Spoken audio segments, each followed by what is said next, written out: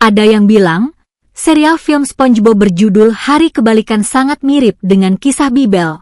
Tentu saja saya tidak percaya. Saya ingin membuktikannya sendiri.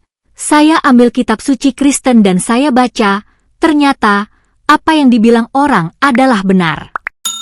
Apakah Anda ingin membuktikannya sendiri? Berikut ini kisahnya. Oh, aku mengerti. Kau tidak tahu ini hari apa, bukan begitu? Hari Rabu. Ini adalah hari kebalikan. Maksudmu kau tidak pernah mendengarnya? Hari kebalikan adalah satu hari dalam satu tahun di mana kau bertindak berbeda. Kalau dalam normalnya aku adalah keras kepala, membosankan, tapi hari ini aku konyol dan spontanitas. Apa semua orang tahu hari kebalikan?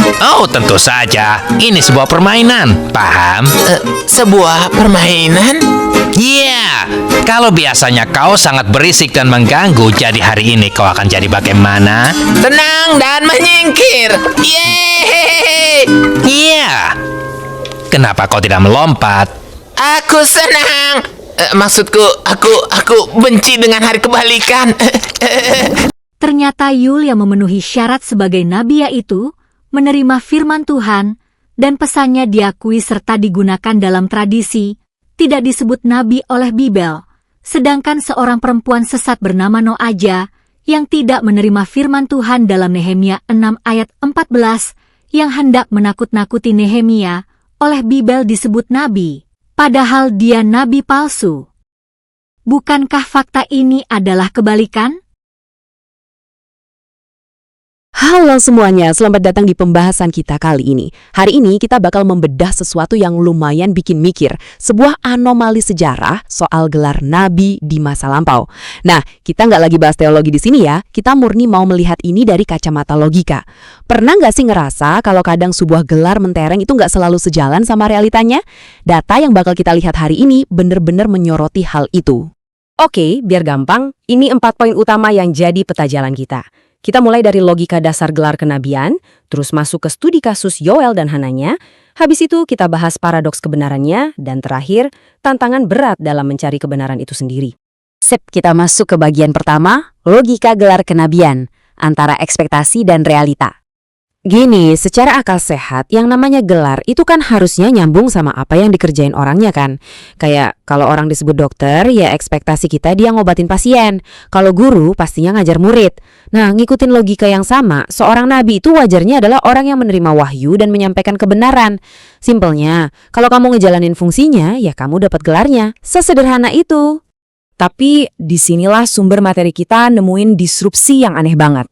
Ternyata di dalam teks historisnya ada loh orang-orang yang secara resmi dikasih titel nabi, tapi malah nyebarin kepalsuan. Di sisi lain, ada orang yang jelas-jelas bawa pesan kebenaran mutlak, tapi sama sekali nggak dikasih gelar tersebut. Jadi label sama realitanya tuh bener-bener nggak sinkron. Biar nggak cuma sekedar teori, kita langsung loncat ke bagian kedua dan lihat buktinya dari teks. Kasusnya Yoel dan Hananya. Coba perhatiin kutipan dari kitab Yoel 1 ayat 1 ini. Di situ tertulis jelas, firman Tuhan yang datang kepada Yoel. Ini bukti gamblang banget kalau Yoel beneran dapat wahyu ilahi dan menyampaikan pesan yang sangat krusial. Kalau dipikir-pikir, Yoel ini udah centang semua kotak persyaratan. Dia nerima firman, nyampein pesan besar, karyanya bahkan diabadikan. Tapi, coba deh cari. Teks itu anehnya nggak pernah sekalipun ngasih dia label nabi. Bayangin, dia kerja 100% ngejalanin fungsinya, tapi gelar resminya sama sekali nggak ada. Nah, sekarang kita putar balik dan lihat Yeremia 28. Ini yang menarik banget. Teksnya terang-terangan berbunyi, lalu Nabi Hananya. Beda banget sama Yoel, di sini teksnya secara eksplisit, formal, dan pede banget ngasih gelar nabi ke Hananya. Hitam di atas putih. Tapi, mari kita cek rekam jejak si Hananya ini. Pertama, dia bikin klaim berani kalau Kuk Babel bakal patah dalam 2 tahun. Terus, muncul bantahan langsung yang bilang, aku tidak mengutus engkau. Dan endingnya, nubuatnya gagal total yang berujung pada kematiannya. Teks ngasih label paling bergengsi ke seseorang yang ternyata gagal total. Masuk ke bagian ketiga, mari kita gabungin temuan-temuan tadi untuk memahami paradoks yang sebenarnya. Tabel ini ngerangkum semuanya dengan sempurna. Di satu kubu, kita punya Yoel, nggak punya label formal, tapi beneran dapat firman, dan hasilnya terbukti benar. Di kubu seberang, ada Hananya, gelarnya mentereng, tapi ternyata cuma modal klaim kosong dan hasilnya salah kaprah. Paradoks banget kan? Pihak yang keliru justru yang megang gelar resminya. Dari analisis tadi, kita bisa narik kesimpulan yang lumayan tajam. Sistem pelabelan ini terbukti nggak konsisten secara logika.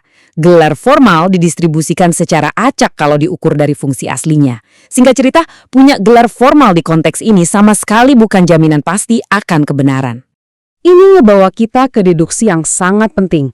Istilah nabi di masa itu tampaknya udah bergeser, dari sekedar utusan murni menjadi semacam jabatan sosial aja.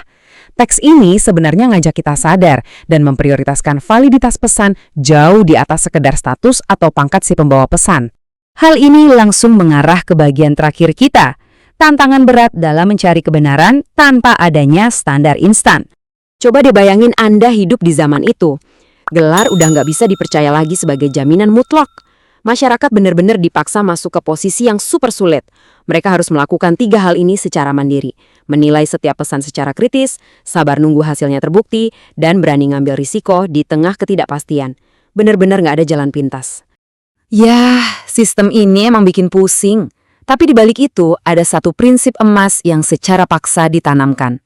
Kebenaran itu murni ditentukan oleh isi, substansi, dan realitas yang terbukti nyata. Bukan dari seberapa keren atau agung gelar yang menempel di sebuah nama. Realita, pada akhirnya, adalah ujian tertinggi. Nah, sebagai penutup pembahasan kita kali ini, saya mau ninggalin satu pertanyaan buat direnungin bareng-bareng. Kalau nyatanya sebuah gelar formal dan pengakuan sosial aja bisa gagal total dalam ngejamin sebuah fakta, terus gimana dong cara kita di masa sekarang ini membangun standar yang benar-benar andal buat bedain kebenaran dari kepalsuan? Sesuatu buat dipikirin nih. Terima kasih ya udah ngikutin eksplorasi materi ini bareng saya.